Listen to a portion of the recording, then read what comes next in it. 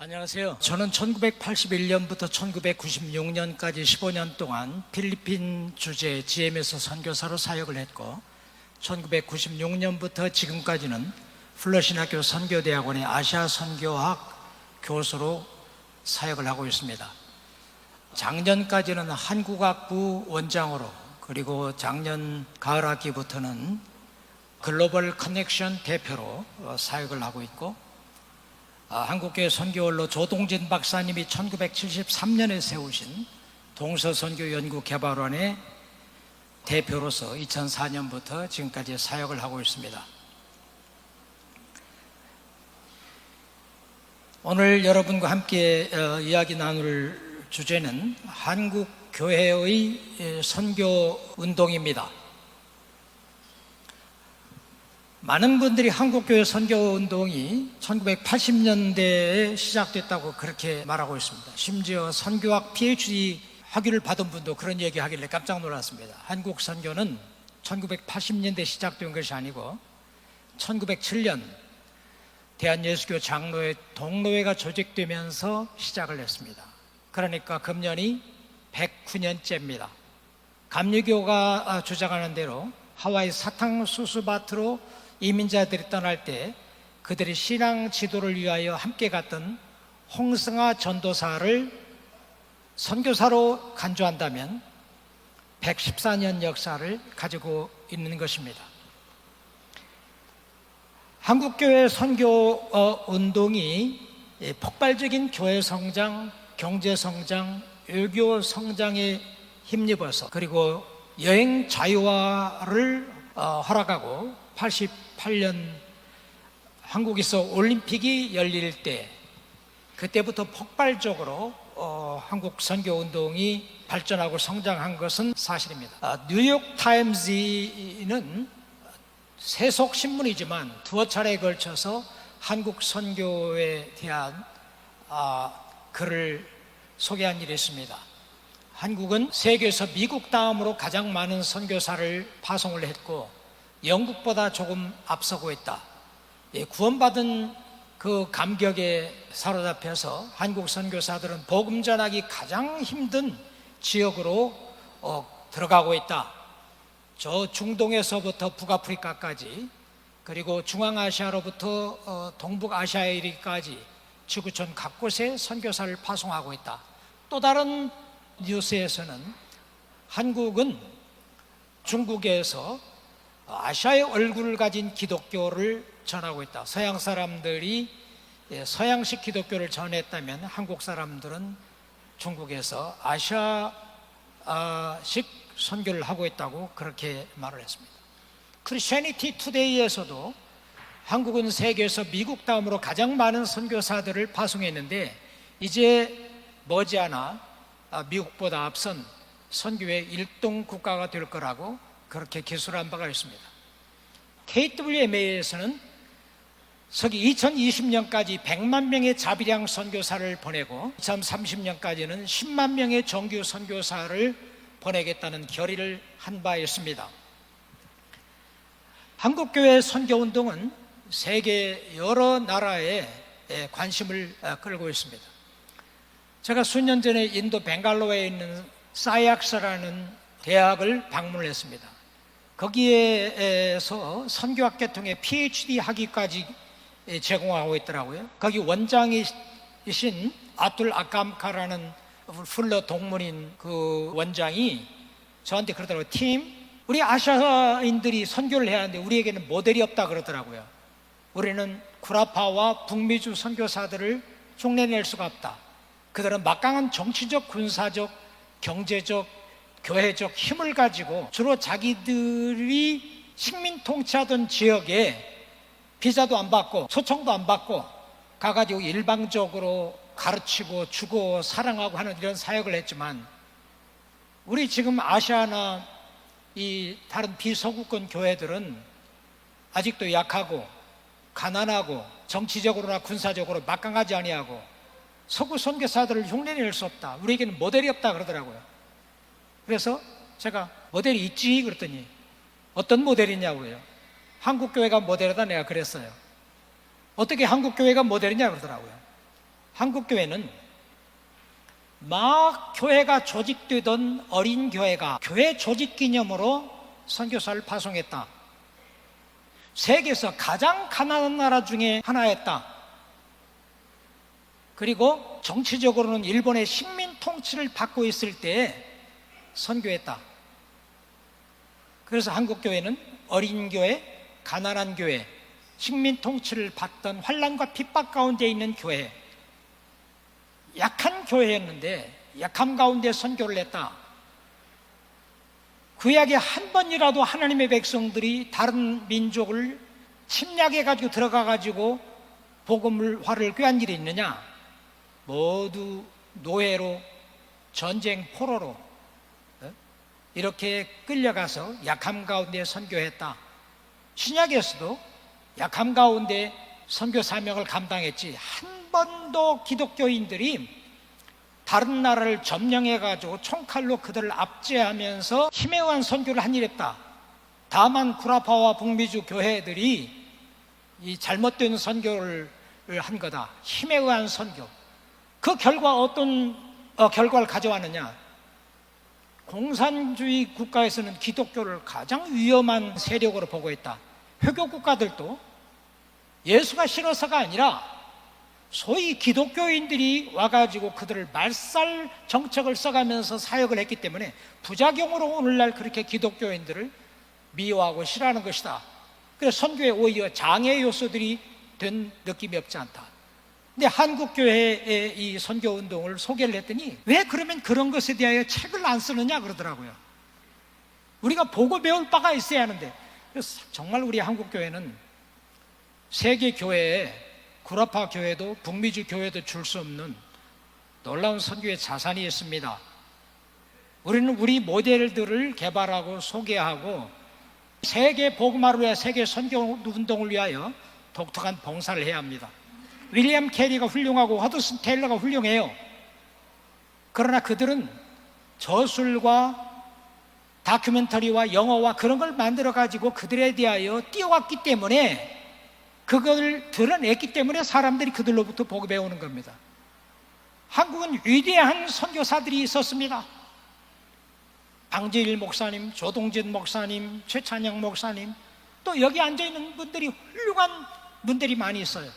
그러나 그들이 해오고 있는 일들, 하는 일들을 기록하고 역사 자료를 만들지 않고 있어요. 그래서 제가 CTS TV 통해서 방재일 목사님의 다큐멘터리를 만들었습니다. 조동진 박사님의 다큐멘터리를 만들었어요. CGN TV를 통해서 최찬영 목사님의 다큐멘터리를 만들었습니다. 역사를 기록하고 있습니다. 한국 선교 운동을 우리가 바로 이해를 해야 합니다. 우리가 가지고 있는 자산은 뭔가, 그리고 우리가 가지고 있는 문제점은 뭔가. 오늘 강의를 통해서 저는 한국 선교의 간략한 역사를 말씀드리겠습니다. 그리고 한국 교회의 선교 현황을 말씀드리겠습니다. 한국교회 선교 성장에 기여한 여러 가지 요소들을 말씀드리고, 한국 선교가 가지고 있는 장점은 뭐고 문제점은 뭔가, 그리고 본 강의를 요약하고 재현하겠습니다. 우리 한국교회는 정말 세계를 복음화할 그런 역량을 가지고, 여력 가지고, 그런 열정을 가지고 일어났습니다. 세계가 주목을 했고, 한국교회는 세계 선교운동에 독특하고도 위대한 기여를 할 거라고 세계가 기대를 했습니다. 그러나 요즘 우리가 알듯이 점점 선교사 헌신자들이 줄고 선교사로 파송되는 사람들의 수가 전과 같지 않고, 선교사들도 상당히 낙심되어 있고, 지금 선교사를 파송하고 후원하는 기관들도 많이 어두운 가운데 있습니다. 어떻게 하면 우리가 지속적으로 한국 교회의 부흥을 위하여 기여하고 한국 선교 발전에 이에 기여를 할 것인가, 여기에 대하여 이 강의 시간에 함께 생각을 해봤으면 좋겠습니다. 한국 선교 역사를 세 구분할 수 있습니다. 첫째는 일제 식민 통치하에서의 선교입니다. 1907년 대한예수교 장로회 동로회가 평양신학교를 졸업한 7명의 첫 안수받은 목사들 가운데 한 사람을 말과 문화가 달랐던 탐나국이라고 했던 제주도에 선교사를 보냈습니다. 본토에 14개 도가 있었지만 한 교회 목사 하나씩 보내도 모자랐어요. 그러나 한국교회는 노예가 조직이 될 때 7명 안수받은 첫 목사 가운데 한 사람을 제주도 선교사로 보냈습니다. 그때부터 1957년 방지일 목사님이 중국이 공산화되면서 추방될 때까지, 그때가 일제 식민통치에서의 선교입니다. 두 번째는 독립 이후의 선교입니다. 1955년 최찬영 목사님이 대한예수교 장로회 총회의 파송을 받아 선교지에 가서 1991년에 돌아오실 때까지 이 최찬영 목사님은 독립 이후의 선교의 시작이자 그 매듭을 짓는 매우 중요한 인물입니다. 세 번째는 근래의 선교입니다. 1980년 폭발적인 교회 성장, 경제 성장, 외교 성장에 힘입어서 그야말로 적극적으로 선교사를 파송하던 그때부터 현재까지입니다. 일제 식민 통치 기간 중에 선교는 나라를 잃은 가운데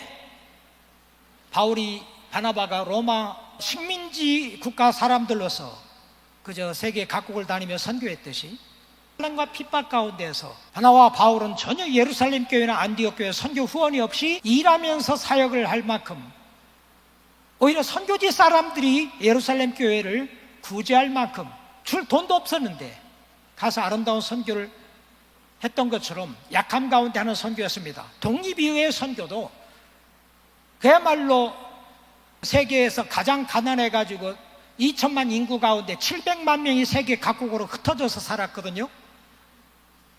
그런데 6.25 사변으로 말미암아 국토가 모두 초토화되었습니다. GDP가 겨우 63불이었어요. 그런 가운데도 한국교회는 지속적으로 선교를 하되 약함 가운데 선교를 했습니다. 근래의 선교는 풍요 속에서 선교입니다. 그러니까 선교사들이 세계 어디든지 가서 선교할 수 있는 그런 여러 가지 자산이 있어요. 그러나 문제점은 옛날 일제 식민 통치의 선교와 독립 이후의 선교는 약함 가운데 선교라면 줄 돈도 없고 자랑할 것도 없으니까 은과 금은 내게 없거니와 내게 있는 것으로 내게 주노니 있고 나사렛 예수 이름으로 걸어라 하고 베드로와 요한이 성령의 능력으로 했듯이 그랬는데, 요즘은 조금 성령의 능력은 내게 없거니와 내게 있는 것으로 내게 주노니 한국의 달러를 받으라. 많은 선교사들이 땅 사고 건물 짓고 뭐 학교하고 물량 위주의 선교를 하는 경향이 있는, 더욱 성령을 의지하며 말씀을 의지하며 말씀의 인도하심을 따라 성령의 인도하심을 따라 성령의 능력을 따라 사역하는 것이 조금 약해진 이런 특징이 있습니다. 일제 식민 통치에서의 선교는 조금 전에 말씀드린 것처럼 1907년 대한예수교 장로회 동노회가 조직이 될 때 이기풍 목사님을 제주도에 파송하면서 시작이 됐습니다. 노회를 조직하는 이 기쁨에 대한 감사의 표시로 보냈습니다. 두 번째는 1909년 평양신학교 졸업생 9명이 목사 안수를 받았는데, 그 중에 한 사람 최관을 선교사를 시베리아 블라디보스톡에 선교사로 보냈고, 방화중 목사를 미국 캘리포니아와 멕시코로 보냈습니다. 한석진 목사님을 일본으로 보냈습니다. 그리고 1912년 대한예수교 장로회 총회가 조직이 될 때는 박태로, 사병순, 김영훈 세 가정 선교사를 중국 산동성에 선교사로 파송하기 시작했습니다.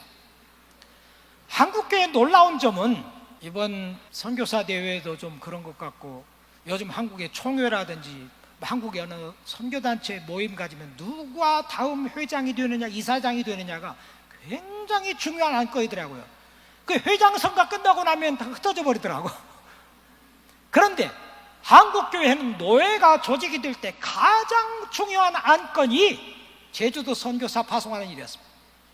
총회 파송할 때 제일 중요한 안건이 중국 산동성에 선교사 파송하는 거였어요. 노회가 조직이 되고 총회가 조직이 될 때 가장 중요한 안건이 선교사 파송했단 말이에요. 한국교회는 이렇게 아름다운 역사와 전통을 가지고 있는 교회입니다. 일제식민 통치 기간 동안에 80여 명의 선교사들이 파송됐습니다. 대부분의 선교사들은 한인 이민자들을 섬기도록 파송되었지만 본토인들과 한인 2세들을 복음하기 위한 사역도 등한히 하지 않았습니다.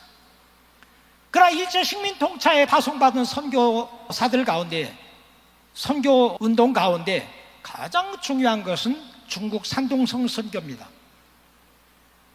중국 산동성 선교는 순수하게 외국인들에게 외국어로 다른 문화권에서 선교 사역을 펼친 최초의 선교입니다. 중국 산동성 선교는 주권을 잃고 멸시받던 백성들에 의해서 이루어졌고, 가난하고 힘없는 국가의 교회에서 벌린 선교운동이었고, 서양교회만 아니라 비서구 교회도, 약하고 어리고 가난한 교회도 선교할 수 있다는 그러한 모범을 보인,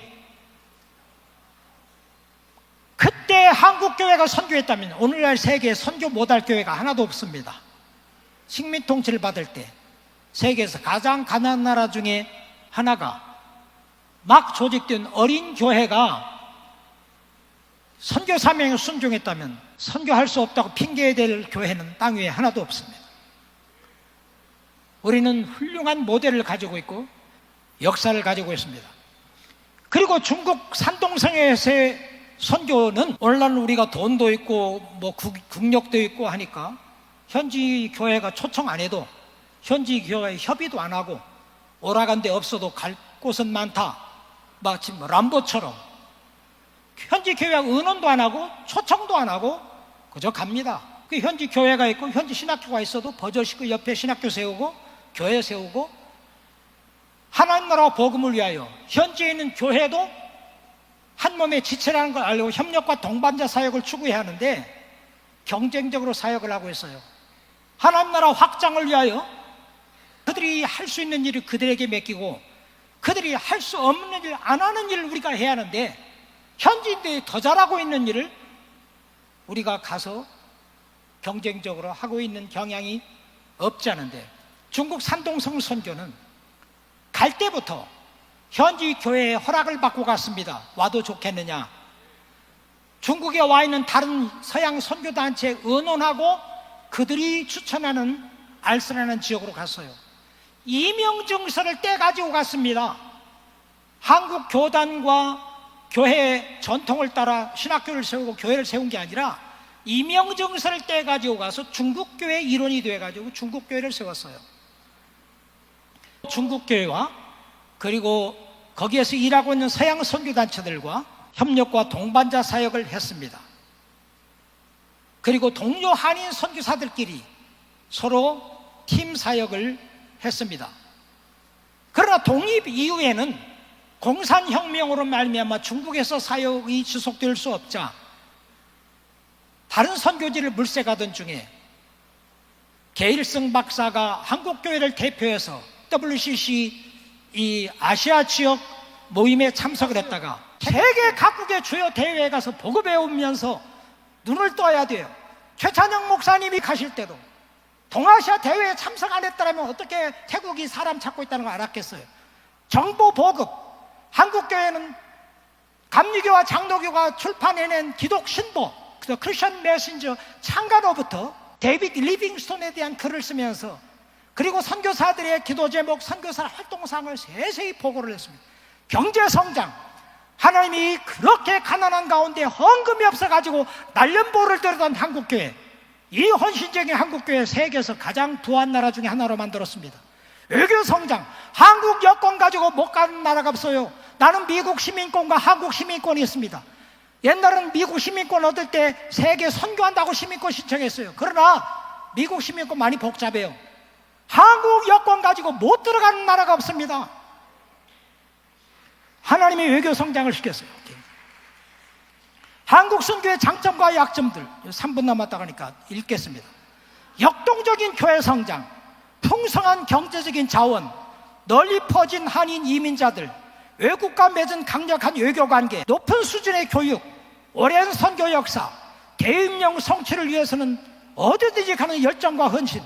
한국교회 선교의 약점은 무엇입니까? 균형 잡히지 않는 선교신학, 하나님 나라 도래의 관점에서 하나님 나라가 임하고 그의 뜻이 임하도록 하기 위하여 세계 모든 나라와 함께 동반자 사역을 해야 하는데, 내 교파 선교사 없고 내 선교사 없으면 제 선교사 없으면 어디나 보내는 거야.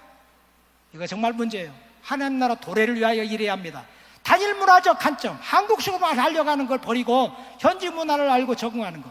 선교지에 대한 정보 부족, 집회지기는 백전백승, 백전불패했는데 선교지에 대한 이해가 없어요. 그들이 필요한 은사가 뭔가. 그 다음에 부적절한 선교사 배치, 은사를 따라 꼭 필요한 사람을 보내야 하는데 내교파 선교사 없으면 어디나 보내는 거. 부적절한 선교사 선발과 훈련, 경쟁적인 개인주의, 취약한 선교 행정, 파송, 수용, 후원기관 간의 협력 부족. 한국교회는 시작부터 선교하는 교회였습니다.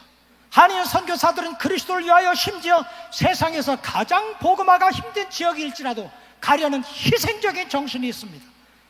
2020년까지 100만 명 자비양 선교사 보내고 2030년까지 10만 명 정규 선교사 파송한다고 하는데 이렇게 슬로건만 내걸지 않고 지금 몇 년 안 남았는데 4년밖에 안 남았는데 100만 명 어떻게 할지 이걸 제안한 분들 한번 반성해야 할 것 같아요. 한국교회는 세계의 선교운동에 중요하고 독특한 기여를 하게 될 것입니다. 성서적으로 건전하고 문화적으로 맞는 선교신학을 수립해야 합니다. 역동적인 선교회가 되도록 교회의 부흥과 갱신을 위하여 기도해야 합니다. 물질적 자원 공급 대신에 성령과 하나님의 말씀을 의존하는 선교를 해야 합니다. 동료 한국 선교사들과 팀 사역 및 다른 민족 교회 그리고 선교사들과 동반자 사역을 추구해야 합니다. 평신도들의 중요성을 인식하고 단기 선교, 전문인 선교, 비거주 선교, 사업 선교, 은퇴자들을 활용하는 선교를 격려해야 합니다. 가부장적인 태도를 지향하고 섬기는 자세를 해야 합니다. 학생과 평신도들을 위한 선교대회를 개최해야 합니다. 지역 연구와 선교사 은사 분석 후에 선교사를 배치합니다. 과거의 성공과 실패로부터 교훈을 받아서 21세기 변화하는 동향에 맞는 선교를 해야 합니다. 한국교회 선교운동을 선도할 지도자들을 개발하는 일에 힘써야 합니다. 감사합니다.